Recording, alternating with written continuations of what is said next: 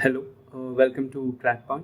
My name is Aditya, and today I would like to talk about NLSAT 2025, the last 4 month strategy.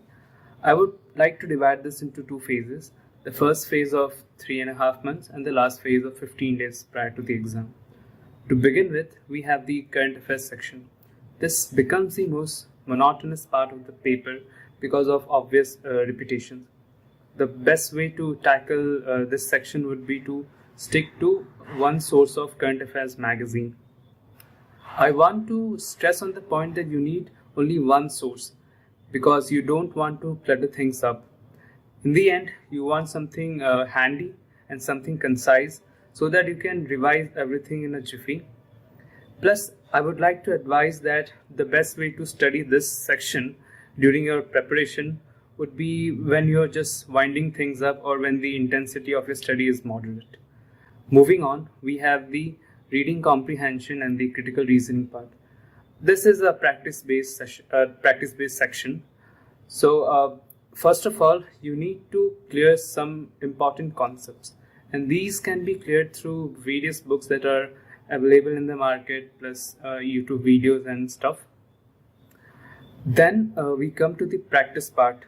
The thing about this section is that once you're off the habit of solving passages, it really takes time to get back into the form to be consistent.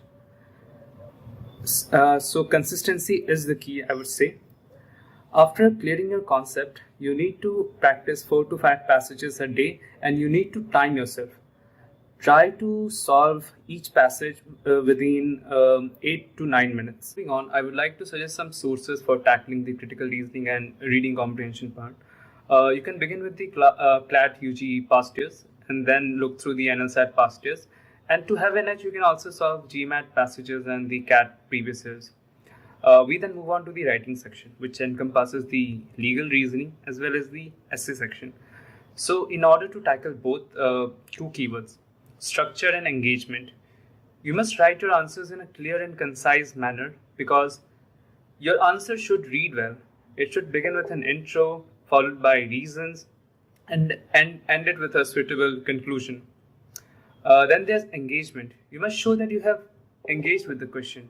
You must write your answers as well as dwell on why the other side may not be right, how they may have flaws in their reasoning. Plus, if you find any detail interesting in your question, you should bring that out because it will show that your answer is really thought out. We then move on to the essay section. It used to be based on current affairs and general awareness, but in the recent times, it has become really analytical. So the same principles of structure and engagement applies. But just to be sure, you can keep an eye on the contemporary issues and write separate essays on them and keep a notebook with you. Last but not the least, we have the strategy regarding the mocks. So for the first 3.5 months, I would suggest that you give mocks once a week because that will help you develop help you perfect your timing. Because in this exam, to be able to finish the paper in 2.5 hours is really a task.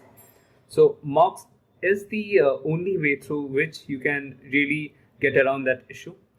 And in the last 15 days, I would suggest that you stop everything and just revise the current affairs and give mocks regularly, like once a day. And that would be enough. All the best.